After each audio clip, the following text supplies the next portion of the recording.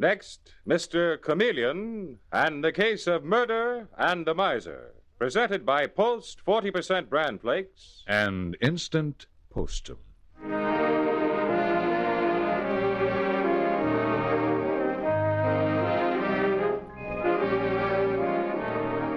Tonight we again present the famous Mr. Chameleon of Central Police Headquarters in his famous cases of crime and murder, brought to you by Post 40% Bran Flakes, America's largest selling Bran Flakes, and Instant Postum, the good-tasting drink that's caffeine-free, can't cause coffee nerves.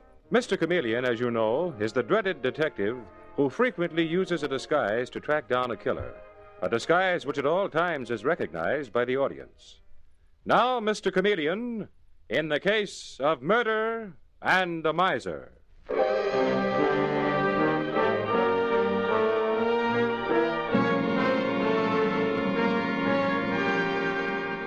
Our scene opens in the drawing room of a millionaire's home.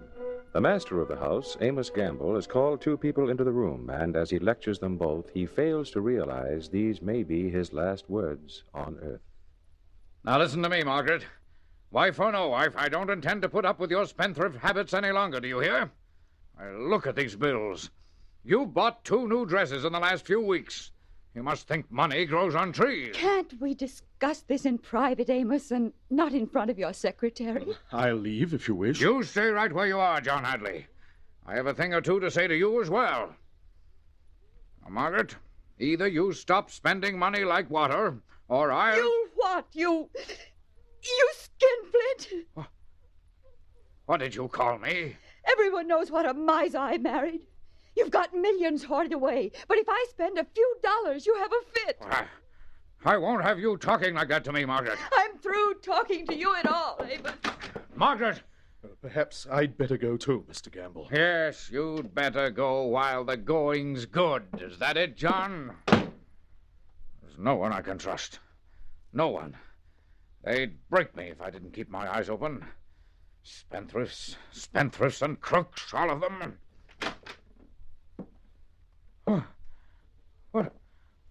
What are you doing with that gun? You wouldn't dare pull the trigger. No. You murdered me.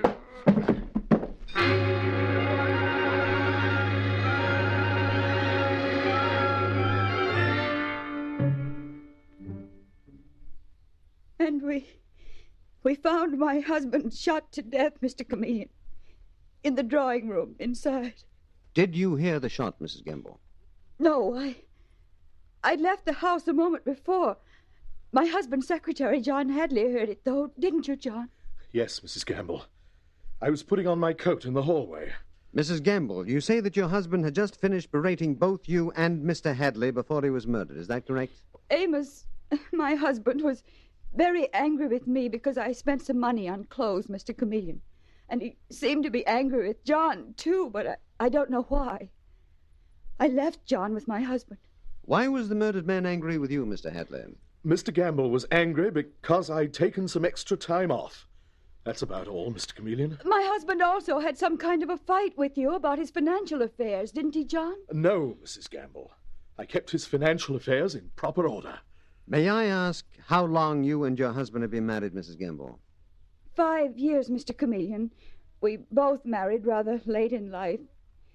Amos swept me off my feet. He told me I'd live like a queen.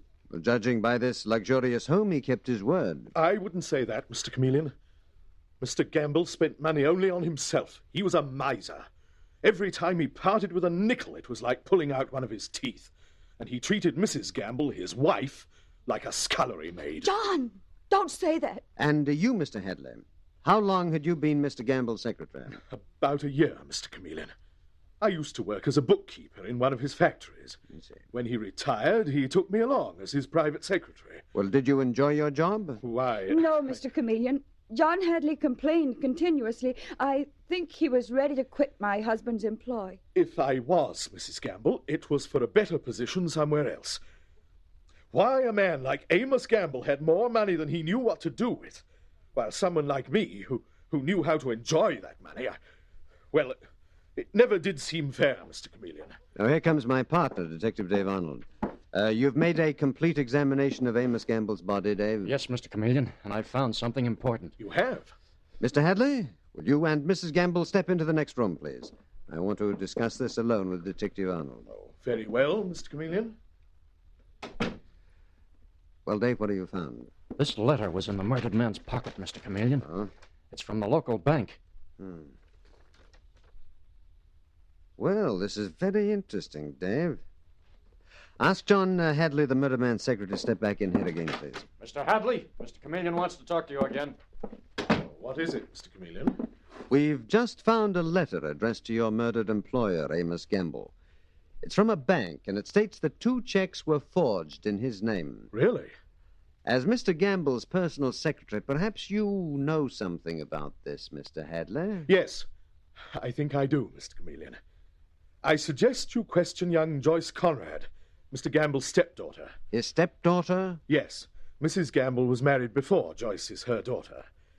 I think Joyce forged those checks, and it may have a lot to do with her stepfather, Amos Gamble's murder. That's a dirty lie, John Hadley, and I'll ram it back down your throat. Who are you?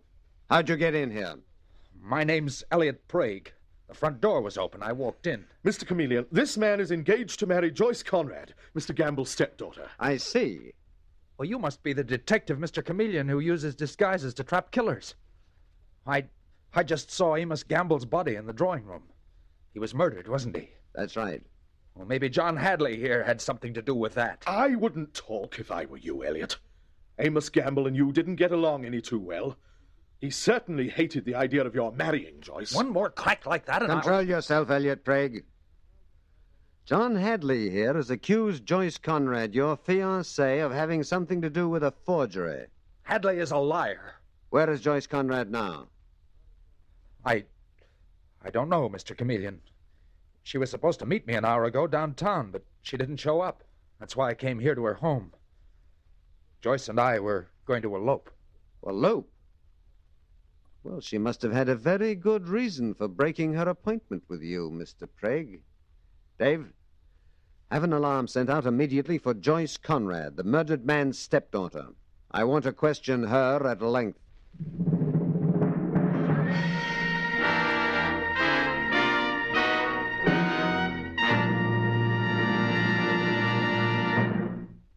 Say, I'll bet you won't be falling asleep during tonight's story. But how about later when you're tucked in bed? Will you drop right off into a sound, refreshing sleep? A full night's sleep? Well, maybe. And maybe not, if this fella has his way. Listen. I'm Mr. Coffee Nerves. I rob people of their sleep. I ruin their nerves. I'm one criminal Mr. Chameleon will never stop. Mr. Coffee Nerves is right.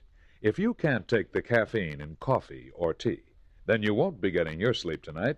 And tomorrow, when you should wake fresh and alert, you'll be all dragged out, nervous and irritable. What's the answer? My advice is switch from coffee to Postum. Instant Postum, you know, is the delicious drink that contains no caffeine at all. It's the drink that's brought sleep and freedom from coffee nerves to millions. Now, of course, not everyone is bothered by caffeine. Many aren't. But if you are, if you'd like to know the deep down peace of a good night's sleep again, try Postum. Instant Postum. Get a jar tomorrow.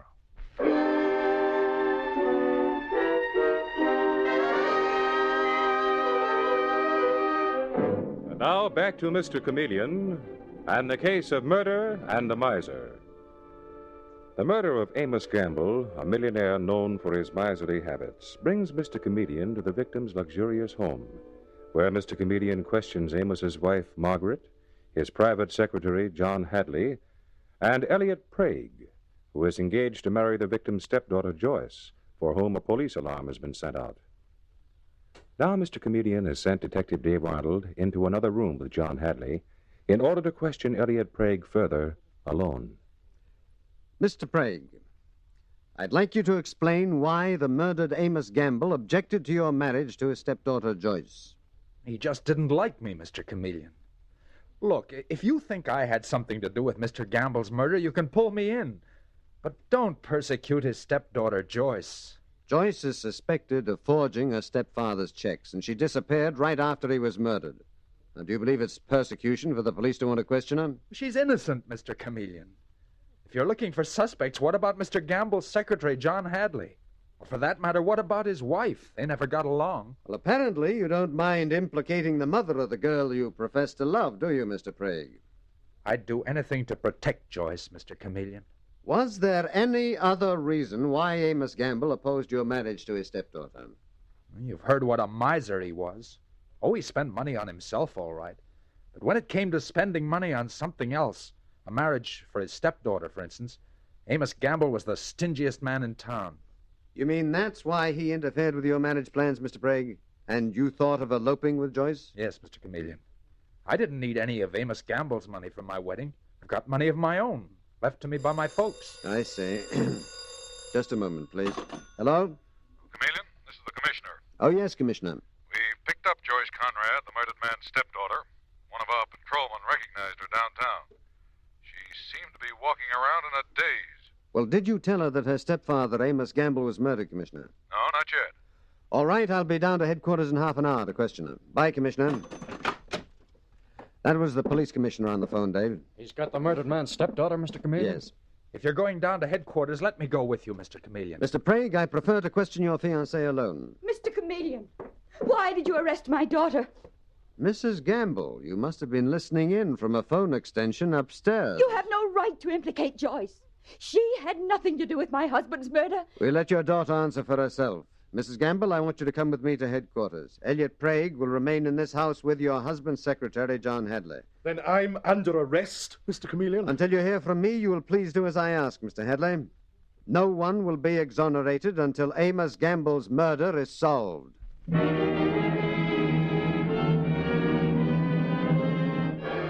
Half an hour later, as Mr. Chameleon reaches his office at Central Police Headquarters with the murdered man's widow, Mrs. Margaret Gamble, Joyce, her daughter, is ushered into the room. And Mr. Chameleon says, My name is Chameleon, Joyce. Mr. Chameleon, they told me you wanted to question me. Mother, you're here, too. What's happened? Surely you didn't have me held by the police just because Elliot and I wanted to elope. You know I wouldn't do a thing like that, Joyce, dear. And it must have been my stepfather. It's just like him to do a thing like this. Joyce, be careful of what you say. Please let your daughter say what she likes, Mrs. Gamble. Why should I be careful? What has my stepfather done? Joyce, you mean Amos Gamble, your late stepfather? My late stepfather? Amos is dead, Joyce. He was murdered. Murdered? Mother, you... Well, just what were you going to say, Joyce? Nothing, Mr. Chameleon. You were supposed to meet your fiancé, Elliot Prague, but you didn't show up. Why did you suddenly disappear after your stepfather's murder? Mr. Chameleon, surely you don't think that it had anything to do with this horrible crime? Mr. Chameleon, my daughter had no reason... Just a moment, Mrs. Gamble. Joyce, your stepfather's secretary, John Hadley, hinted that you may have forged some checks in your stepfather's name. That's a lie, Mr. Chameleon. No, it isn't, Mother. What? I did forge 2 checks. I needed the money. Elliot and I were going to elope. That was why I disappeared today. I was so ashamed and so frightened at what I'd done, I just wandered around wondering what to do. What are you saying, Joyce? Don't you realize you're making yourself a suspect in your stepfather's murder? A jury could find a motive for you, too, Mrs. Gamble. Your husband's wealth, which you inherit. I'll inherit nothing, Mr. Chameleon, except a few $1,000s Amos kept in the bank. Well, why is that? Your husband was a multimillionaire. And a miser as well. He didn't trust banks, Mr. Chameleon. He had his money hidden somewhere, but he never told a soul where. Now that he's dead, we may never find it. Your husband really was a miser, Mrs. Gamble, if what you say is true. Mr. Chameleon? Oh, Dave, I want to talk to you. Mrs. Gamble, please wait here with your daughter. Dave, I've gotten a startling piece of information out of Mrs. Gamble. Her husband apparently had hidden all his wealth somewhere, probably in cash and securities. You mean a secret hiding place, Mr. Chameleon? That's right, Dave. His wife claims that no one knows where it is. My guess would be that it might be somewhere inside his home. Yeah, he certainly wouldn't have hidden it too far away from where he could keep an eye on it, Mr. Chameleon. Exactly. Now, I want you to have the murdered man's secretary, John Hadley, and his stepdaughter's fiancé, Elliot Prague, brought down here to headquarters, Dave, so that you and I can search that house very thoroughly. It may bring us the final solution to Amos Gamble's murder.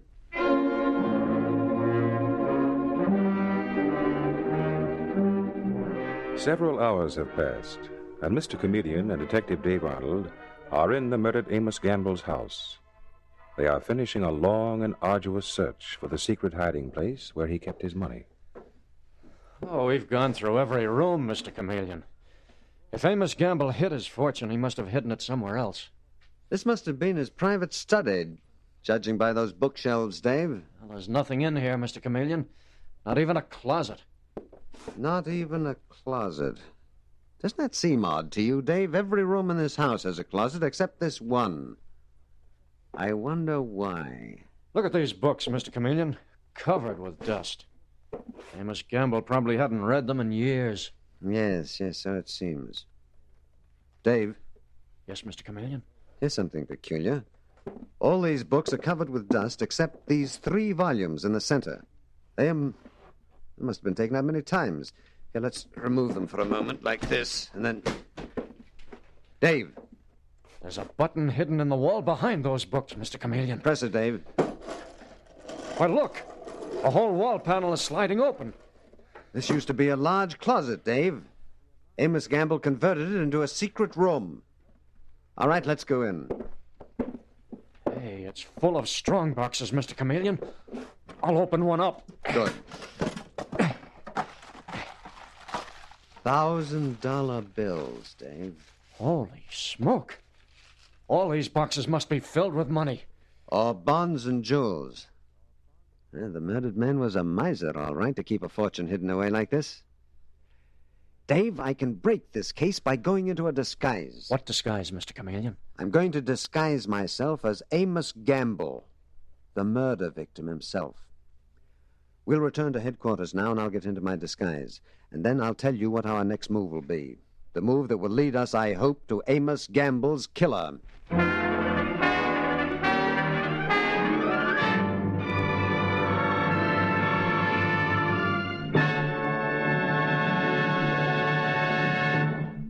Tomorrow morning, when your folks come down to breakfast, you can make it a really good morning for everyone. Just heap their cereal bowls with the new Post 40% Bran Flakes. Yes, something wonderful has happened to Bran. Now your ounce of prevention is the best-tasting cereal of them all. What's happened? Well, there's a wonderful new magic oven flavor in Post 40% Bran Flakes. An excitingly different flavor. Never before has Bran in any form tasted so delicious. Just wait till you taste the new golden crispness of the flakes. That wonderful new crisp texture is sure to please, right down to the last spoonful. And best of all, with each delicious bowlful you enjoy, you're still getting those wonderful keep regular benefits. Yes, Post 40% Bran Flakes gives you vital extras that only Bran can offer.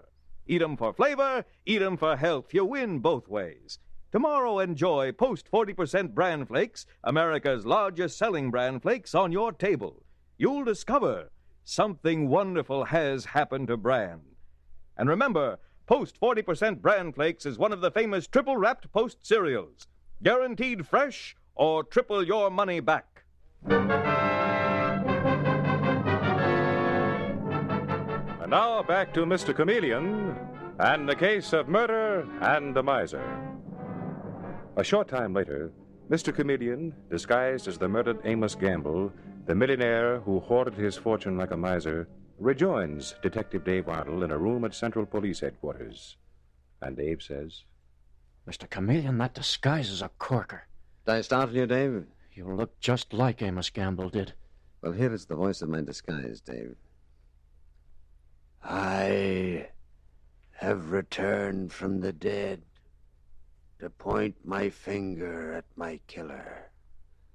How's that, Dave? It ought to scare the wits out of Amos Gamble's killer, Mr. Chameleon. Now, Dave, here's what I want you to do. Release all our suspects, But tell them Amos Gamble's house has been closed by police order. Tell Mrs. Gamble and Joyce, her daughter, they'll have to stay in a hotel. Then meet me back at the Gamble house within half an hour. We're going to hide in that secret room where the murdered man hid his money and wait for the killer to come to us.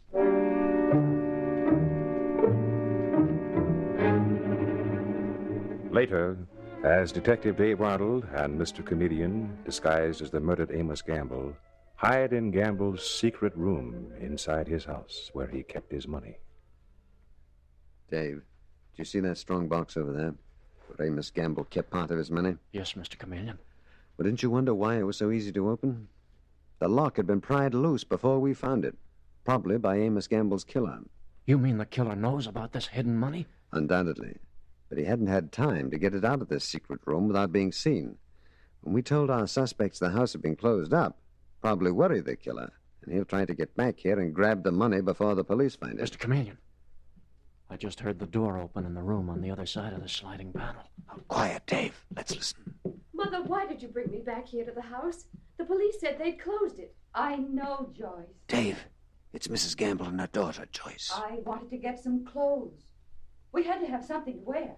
Oh, excuse me. Oh, Dave, that's John Hadley, the murdered man's secretary. What are you doing here, John? I came to get my things, naturally, Mrs. Gamble. I'm going to my room to pack. Come along, Joyce. We'll pack, too. They're all leaving, Mr. Chameleon. Yes, somehow I was hoping that... Dave, someone's come back into the room. I can hear the footsteps. Whoever it is coming near the button which opens the sliding panel into the secret room. Step back, Dave. It's so dark in here you won't be seen. I want him to see only me disguised as Amos Gamble's ghost. And a moment later, as a hand reaches out and pushes the button, which slowly opens the sliding panel, Mr. Chameleon says in the ghostly voice of his disguise, So, you've come back, you murderer. Amos Gamble! You've come back to rob me of my wealth, Elliot Prague, as you robbed me of my life. No, you're dead! Keep away from me! Don't touch me! Confess your crime, Elliot Prague. Confess. Don't hurt me, Amos! I killed you. Yes, I killed you. But go back to your grave. Go back for the love of heaven and leave me alone. Dave, put the handcuffs on him. With pleasure, Mr. Chameleon. Mr. Chameleon! You're not the dead Amos Gamble. You're Chameleon in disguise. That's right, I'm Chameleon. And your confession just now is enough to send you to the death house, Elliot Prague. I became suspicious of you long before this. You told me that you had money.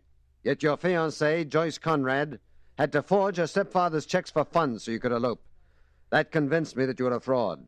Something Amos Gamble must have found out, too. Yes, he found out I was wanted for fraud and embezzlement in the States out west. That was why he was against my marriage to Joyce. Whom you only wanted to marry because you felt it might bring you closer to her stepfather's millions, Elliot Prague. I killed him to protect myself, Mr. Chameleon. To stop him from turning me into the police. Not exactly, Elliot Prague. You also killed Amos Gamble because you discovered this secret hiding place where his wealth was hoarded. You came for that hoard just now. That makes you guilty of premeditated murder. All right, you can start him on his way to the electric chair right now, Dave. That's all.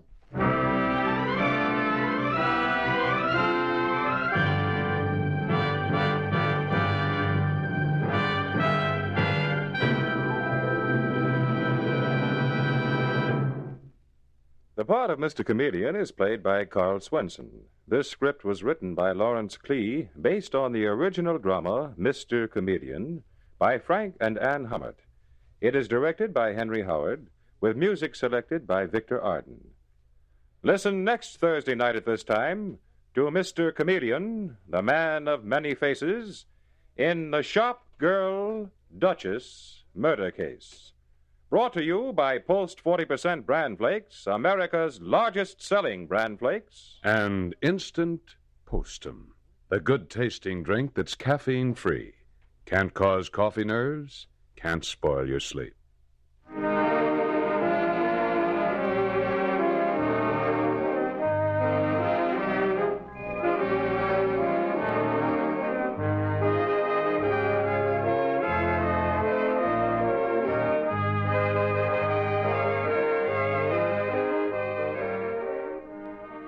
Your announcer is Warren Sweeney.